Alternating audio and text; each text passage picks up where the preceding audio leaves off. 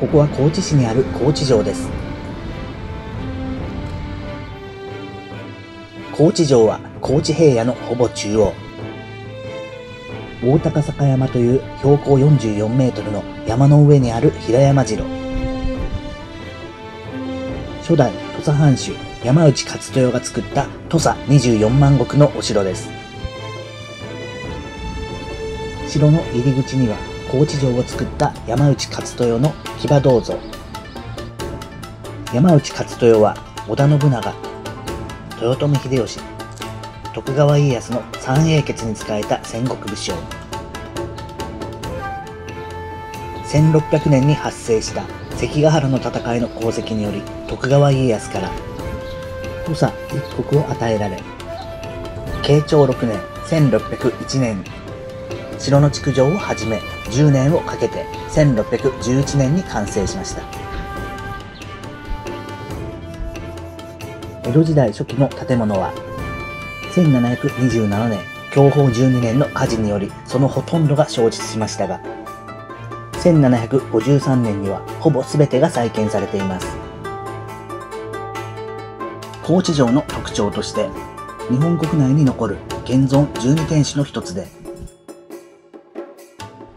天守や本丸御殿といった本丸全体の建造物が江戸時代から現存しているのが全国で高知城だけだそうです。城跡は国の史跡に指定、日本百名城にも選定されています。3層6階の天守閣や大手門など15棟の建物が国の重要文化財となっています。では今から400年前の1644年、高知城ができた当初に描かれ、国の重要文化財にも指定されている土佐の国白絵図をもとに高知城を散策します。方角は北が高知駅松山市方面、東が播磨屋橋徳島方面、南が桂浜太平洋、西は坂本龍馬生誕地、そしてここが高知城。北を流れる江ノ口川、南の鏡川を外堀として、その内側に城下町を形成。中心に高知城がそびえています。高知城の縄張りは、入り口に大手門、大手門を入ると杉の段、杉の段の上が三の丸、その上に二の丸、そして天守や御殿のある本丸になります。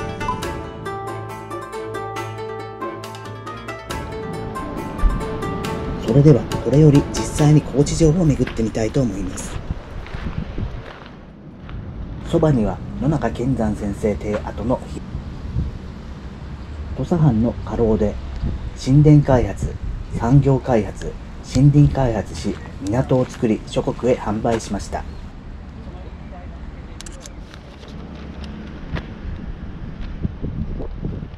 昭和9年に国宝に指定されましたが、昭和25年の文化財保護法の改正により重要文化財に指定されました。ここは高知城の入り口にあたる大手門、国指定の重要文化財です。巨石が積まれた石垣の上に渡り櫓を乗せた櫓門と呼ばれる高知城の表門。唯一1727年の火災から免れ、創建当時から残っている建物で非常に貴重なものです。柱は短冊状の金具で作られ、強度を高めています。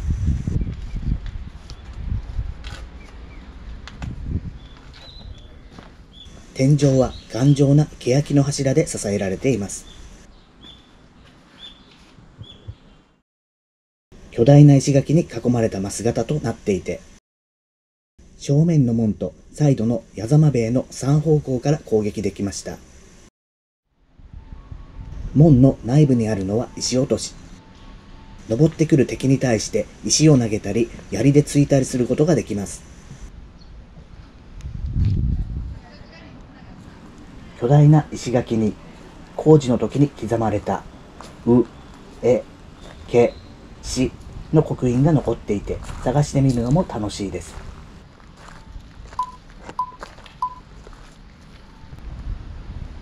では大手門を入ります。ここは大きな広場になっています。左側は板垣退助の銅像。国会を作った人として有名です。遊説中に刺客に襲われた時に板垣死とも自由は施設の名言を残しています。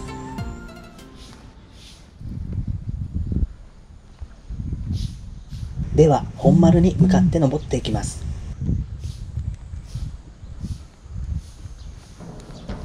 石段を登りますが歩幅が合わず歩きにくい構造で、敵が攻め込みにくいように作られているようです。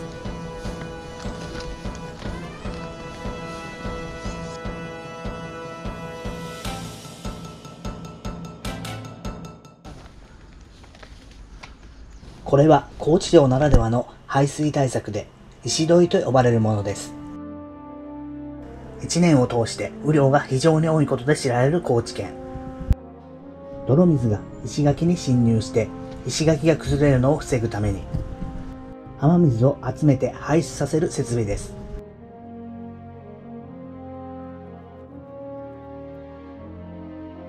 突き出した土井から石垣に直接当たることなく排水させる仕組みで、石土井の下には地面を保護する水受け用の敷石もありました。本丸の外側の塀や建物の裾に見られるのは投げし型水切り。こちらも水が入ってくるのを防ぐための工夫です。では登ります。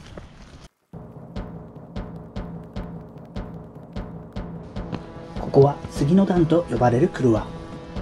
昔ここには杉の巨木があったそうです。ここから見る天守もなかなか素晴らしいものがあります。これは千代と馬の像。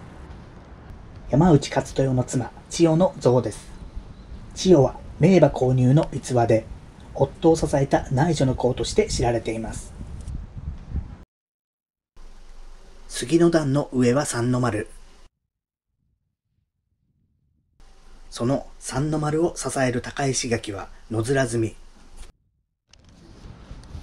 野面積みは自然石をそのまま積み上げる方法で、排水能力が高く、雨の多い地域でも崩れにくいのだそうです。こちらの石垣の高さ、なんと12メートルもあります。侵入してこようとする敵に側面から攻撃する横矢掛かりも施してあります。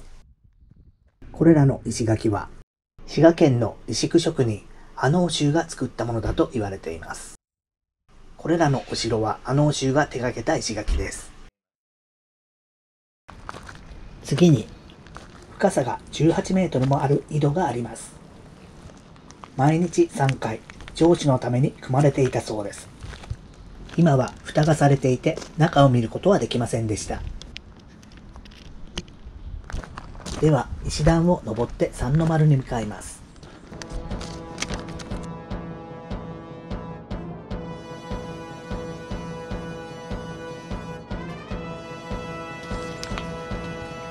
ここには鉄門と呼ばれる門がありました。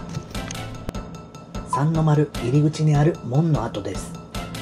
文字通り扉に鉄板が多数打ち付けられていました。ここには門番が立っていたそうです。かつては2階建ての櫓門がありました。ここも枡形になっていて三方から攻撃する仕掛けがありました。門を囲んでいる堅固な石垣は残っています。石同士の隙間を減らす打ち込みはぎで積まれています。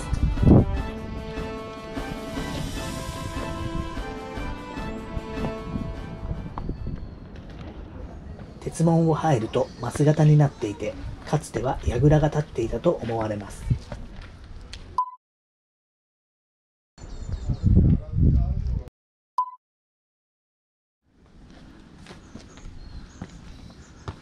鉄門を抜けると正面には詰め門。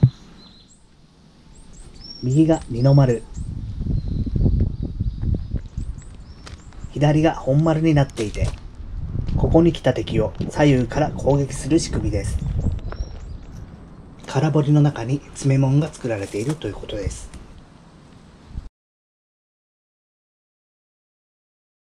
詰め門は2階建てになっていて、2階部分が二の丸と本丸をつなぐ廊下橋、1階部分は塩蔵として利用していました。1階部分のこの門を抜けてまっすぐ行っても本丸にたどり着けない構造で、お城の裏側に抜けてしまいます。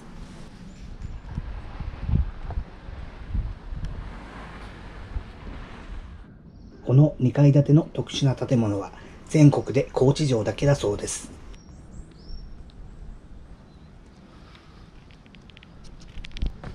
次に三の丸に向かいます。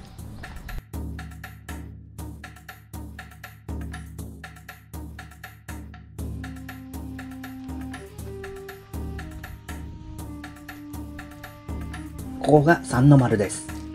この三の丸は高知城で一番広い曲輪で、中央には三の丸御殿が建てられていました。内部には絢爛豪華な障壁画によって装飾されていたそうです。三の丸大書院で使用されていた欄間が残されていて、当時の面影を感じることができます。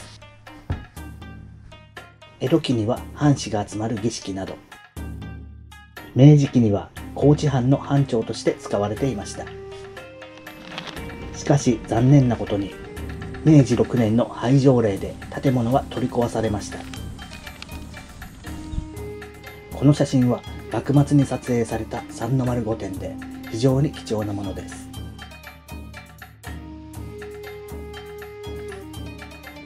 現在は入り口にあたる部分に門柱の建てられていた礎石が残されています。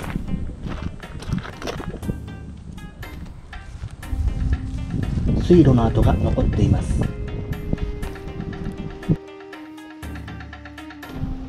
三の丸に降った雨水を集めて石樋の先端から水を放出する仕組みです。ここは牛虎櫓があったところです。三の丸の東北隅にありました。2階建てで唐破風や回り縁、高欄が付けられた天守と同形式のもので、城内8つの櫓の中では変わった外観をしていたそうです。1588年、天正16年に長宗我部元親が大高佐城を作った時の石垣も見られます。発掘した瓦は豊臣家より拝領した瓦だと考えられています。ではさらに登ります。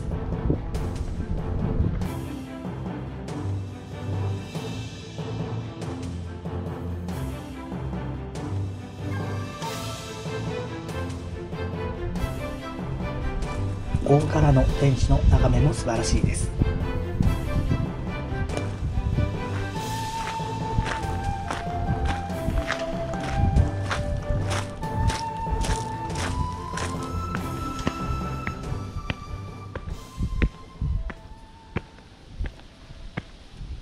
二の丸に到着です。ここにはかつて二の丸御殿があり、政務を行う表御殿、藩主の生活空間であった奥御殿が連続して建てられていました。一部2階建ての建物もありました。その他に3階建てのすき家櫓、家具櫓、長坪などの建物がありました。もしかしたらすき家櫓と家具櫓の位置が逆かもしれません。わかる人がいたら教えてください。ここも三の丸御殿と同じく明治の廃城令により取り壊されてしまいましたが、幕末に撮影された二の丸御殿の写真。二の丸御殿、お化粧の間で使われていた欄間。二の丸御殿の庭園が残っていて、当時の面影を感じるものです。ここに廊下門があります。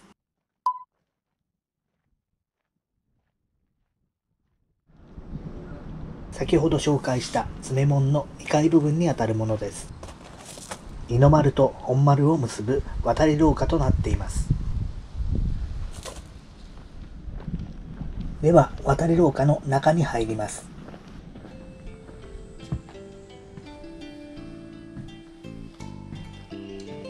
脇には家老、中老などの詰め所が設けられています。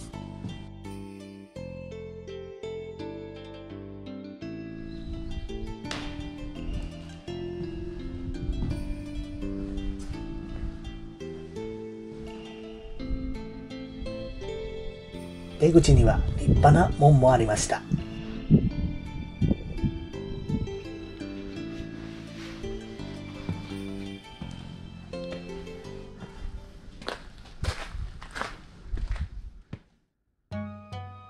廊下門を抜けると後ろで最も重要な本丸です。本丸には天守、本丸御殿海徳館、南戸蔵、西多聞櫓、東多聞櫓、黒金門などが残っていて、すべて国の重要文化財です。本丸の建物がすべて現存するのは全国で高知城だけだそうです。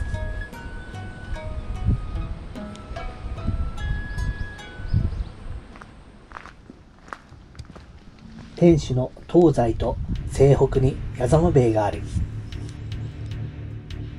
こちらも国の重要文化財に指定されています。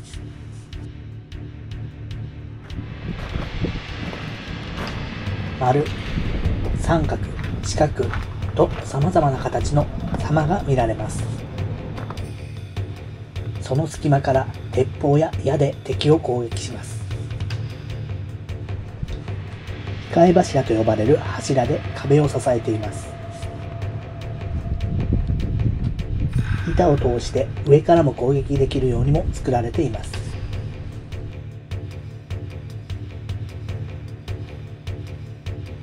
本丸の土塀には物見窓と呼ばれる武者窓も見られます。これは高知城だけに残る貴重なものです。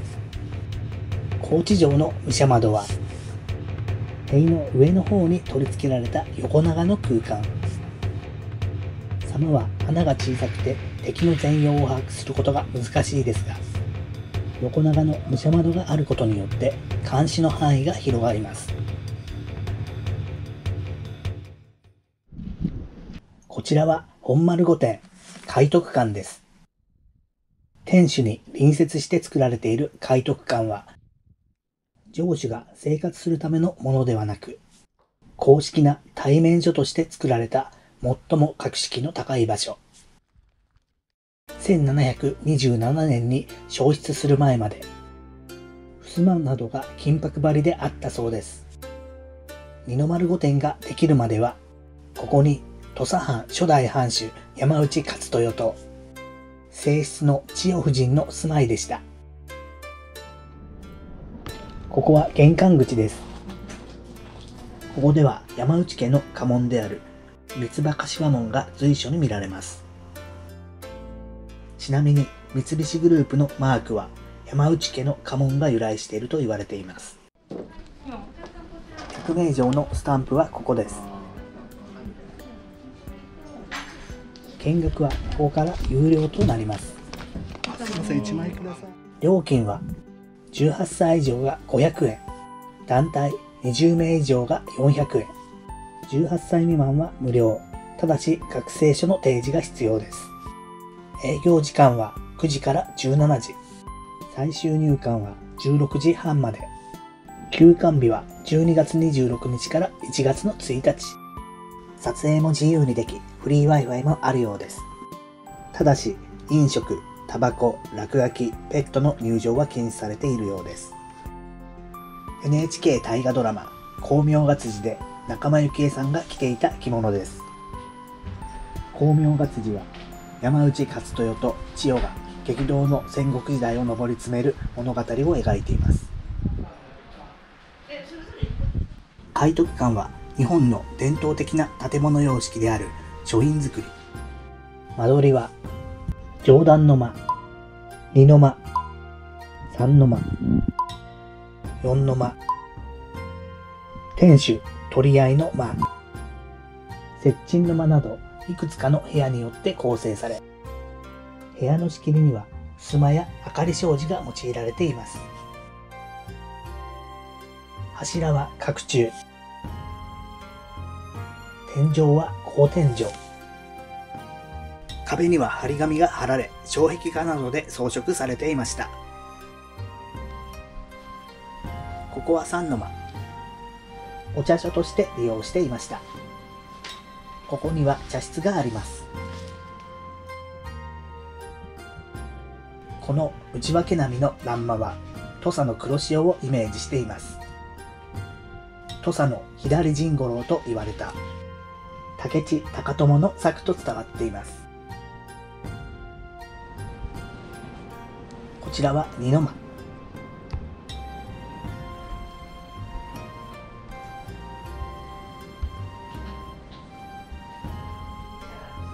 さて、ここが藩主が座る上段の間。藩主と謁見する特別な場所です。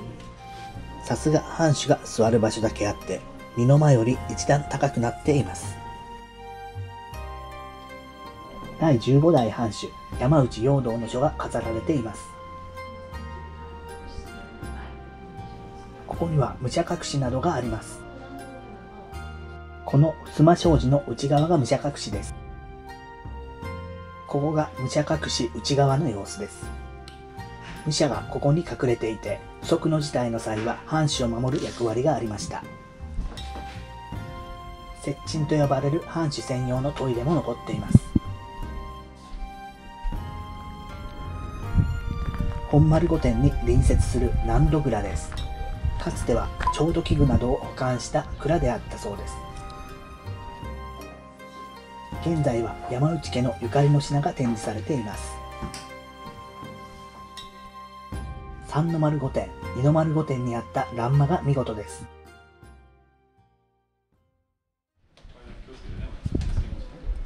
ここから天守入り口。天守は独立式の3層6階建てで、高さは 18.5 メートル。本丸御殿とつながった珍しい構造です。南北に千鳥破風、東西には唐破風をつけた安土桃山時代の様式です。窓は突き上げ窓とレンジ窓。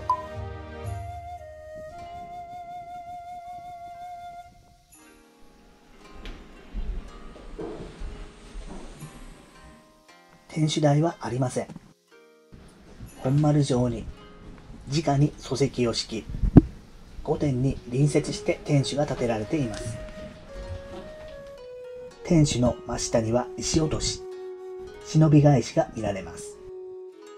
全国で唯一残っている忍び返しは、先の尖った鉄の棒が突き出しているという仕掛けです。天守の北に設けられていて、石垣を登ってくる敵を撃退するために使われていました。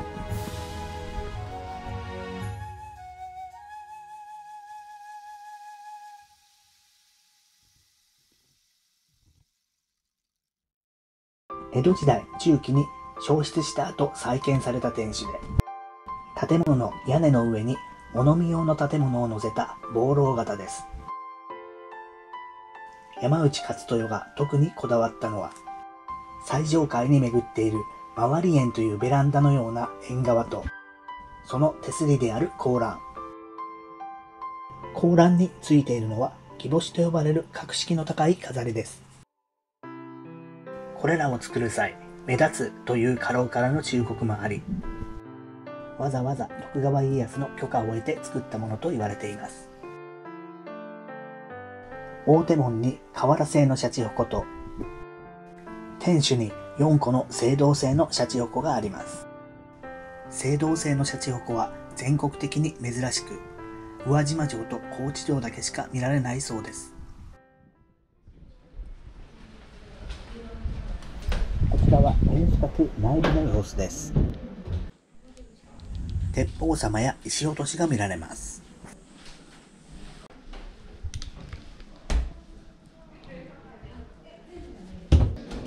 立派な柱が使われています。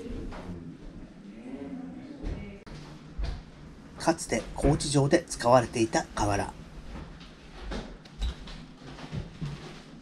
三つ葉柏門が見られます。急な階段を上って2階に上がります。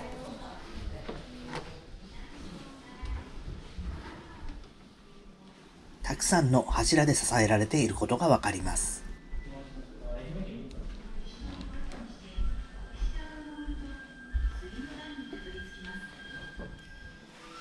3階です。ここでは破風の間が見られます。千鳥破風の内側です。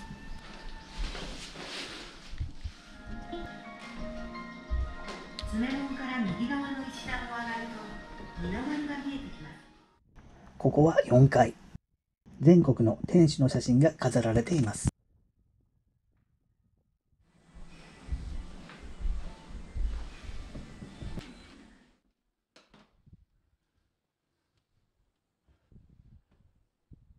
ここが天守の最上階にあたる部分です。最上階では城下を360度見渡すことができます。南側の眺望です。角中と呼ばれ、武士の中でも上司向けの住宅地域がありました。現在は高知県庁、市役所がある地域です。南北にメインストリートである本町筋が引かれ、高知県庁が立つ場所に下屋敷と呼ばれる藩主一族が居住する御殿がありました。旧山内家下屋敷長屋が残っていて、国の重要文化財に指定されています。その向かいの山内陽道亭跡に立つ山内神社。奥に見えるのは筆山。土佐藩主山内家墓所があり、国の史跡に指定。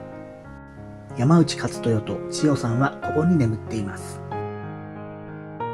ここは西側。高知城の要手にあたります。本丸全体を確認することができます。こちら北側では高知城の縄張り全体を見渡すことができます。こちら東側は大手筋、商業地として発展してきました。播磨屋などの工商などもここで生まれています。大手門から東に伸びる大手筋では、毎週日曜に日曜市を開催。1690年、元禄3年から300年以上続く日本最古の街路市となっています。それでは黒金門から唐目手門に抜けるルートで帰ります。こちらは黒金門で、本丸の裏側を守る門の役割がありました。黒い鉄板で門ができていることからそう呼ばれているそうです。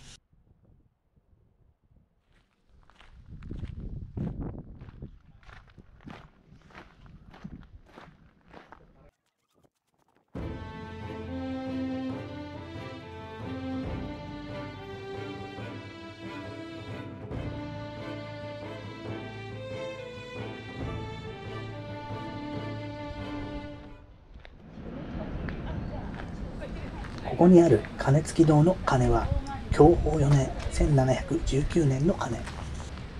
もともと鐘付堂は二の丸にありましたが、藩主からうるさいと苦情があり、太鼓丸に移りました。現在の場所は戦後に移築されたものです。このお堂も鐘とともに貴重な遺構だそうです。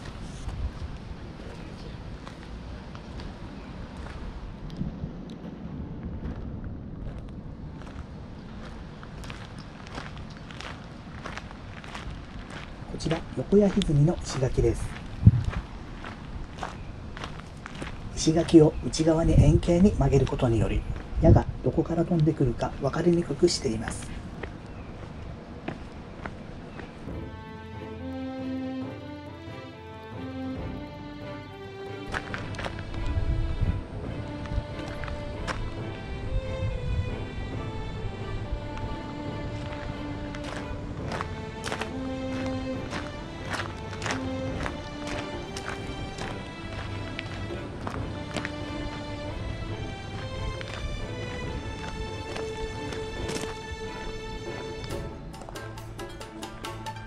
高知城の裏門である要手門です。かつては門の上に櫓が立っていました。大手門の3分の2の大きさだったそうです。現在は土台と石垣が残っています。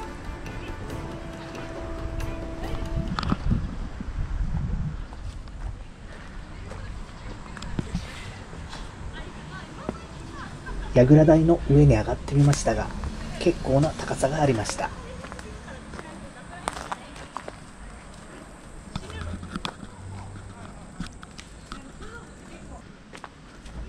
要手門前のこの場所、江戸時代には堀が巡らされていました。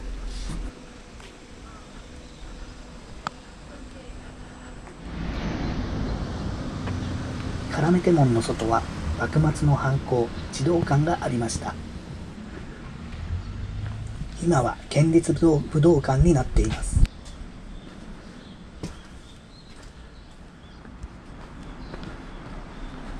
門と塀の一部が残っていて、県の重要文化財に指定されています。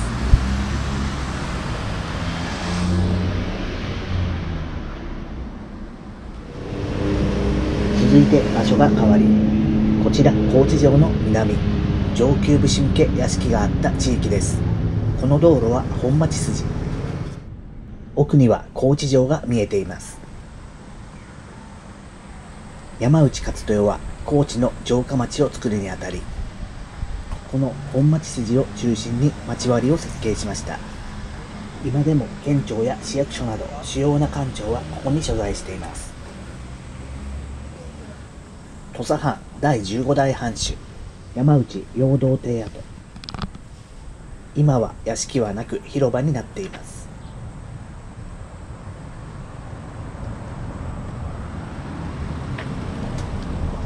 向かいには旧山内家下屋敷長屋。これは藩政時代から残る貴重な建物で、国の重要文化財に指定されています。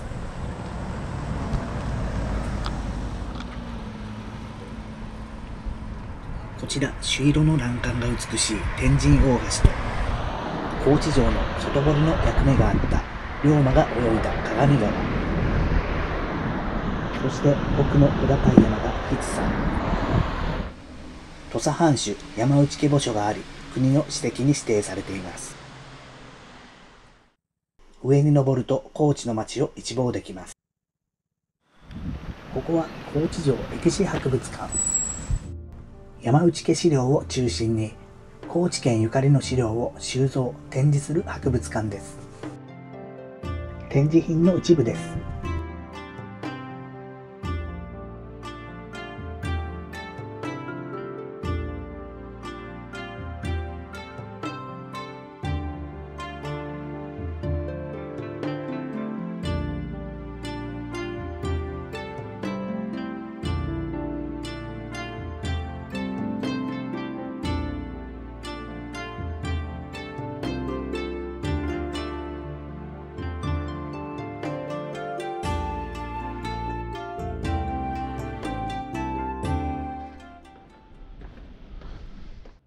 ここは広め市場です。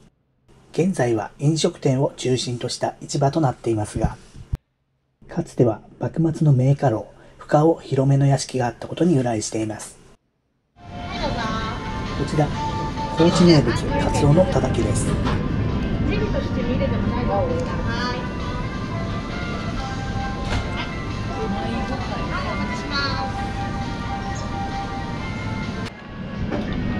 ごちそうさまでした。美味しかったです。それでは今回の動画は以上になります。